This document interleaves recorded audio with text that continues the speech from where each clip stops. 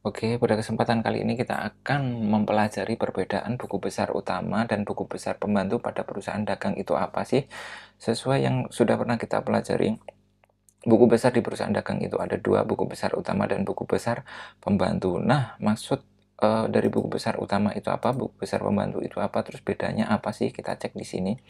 Buku besar utama dia adalah akun yang digunakan untuk merekap transaksi masing-masing yang ada di jurnal, misal kas ya kas doang, piutang doang, utang ya utang doang. Habis itu transaksi yang ada di jurnal dimasukkan ataupun diposting ke dalam buku besar. Nah, sedangkan buku besar pembantu, ini ada dua, buku besar pembantu utang dan buku besar pembantu piutang. Aslinya ada lagi sih buku besar pembantu persediaan, cuman yang paling simpel yang dipelajari di apa ya, level ini adalah buku besar pembantu utang dan buku besar pembantu piutang. Nah, bedanya apa sih antara dua buku besar ini? Oke, kita bisa cek perbedaan dari buku besar utama dengan buku besar pembantu utang maupun piutang. Kita cek di kolom piutang dulu. Di kolom piutang terkait buku besar utama, di sini muncul angka 94.500.000. Nah, untuk menjelaskan 94.500.000 ini siapa aja yang belum bayar terkait piutang perusahaan ya.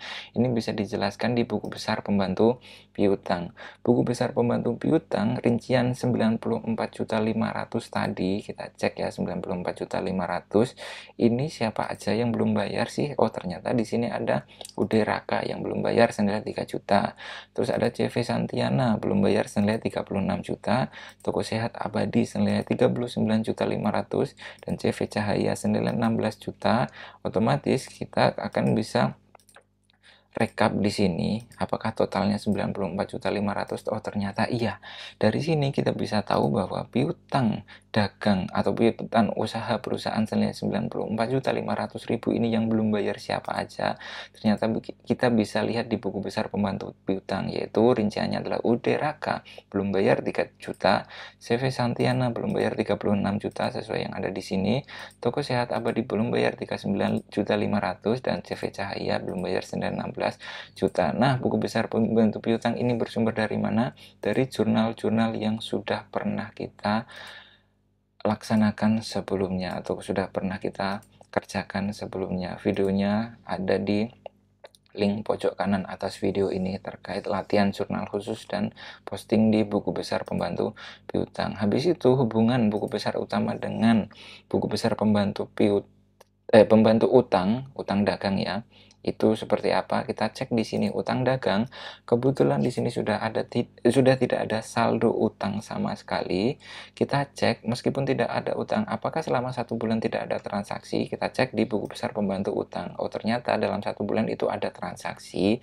Cuman kebetulan di akhir bulan itu kliennya ataupun lawan transaksinya itu sudah tidak mempunyai tanggungan lagi. Artinya apa ya, kita selaku orang yang ngutang itu sudah melunasi semua. Di tanggal 1 Februari kita utang kepada PT Saswolo terkait pembelian secara kredit ya, sumbernya di jurnal pembelian nominalnya 40 juta, tapi kita sudah lunasi di tanggal 26 Februari, sumbernya jurnal kas keluar, kita lunasi itu utang kepada PT Saswolo, otomatis clear, kita sudah nggak punya utang lagi.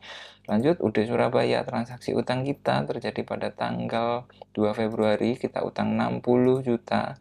Setelah itu kita retur karena sumbernya dari jurnal umum, kita retur dari 60 juta ini, kita balikin 15 juta, otomatis kita tersisa utang 45 juta dan kita lunasin di tanggal 15 Februari, sumbernya jurnal kas keluar 45 juta debit utangnya, otomatis sudah nggak ada utang lagi. Habis itu CV Jaya Abadi, kita beli barang di barang dagangan, sumbernya jurnal pembelian nominalnya 35 juta dan kita lunasin di tanggal 26 Februari, otomatis kita sudah nggak punya utang lagi. Jadi apa yang terpapar di buku besar utama terkait utang dagang sudah nggak ada utang lagi atau RP 0 ataupun memang sudah nggak ada utang, di buku besar pembantu utang ini dijelaskan kita sudah pernah utang tapi kita sudah bayar semua, resum utang dagang 0. Ini adalah hubungan buku besar utama dengan buku besar pembantu utang maupun piutang. Sekian penjelasan perbedaan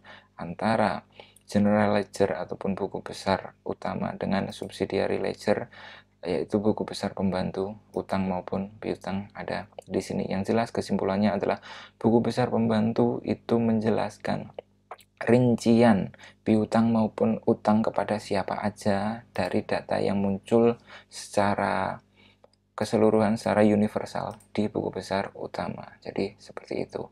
Terima kasih.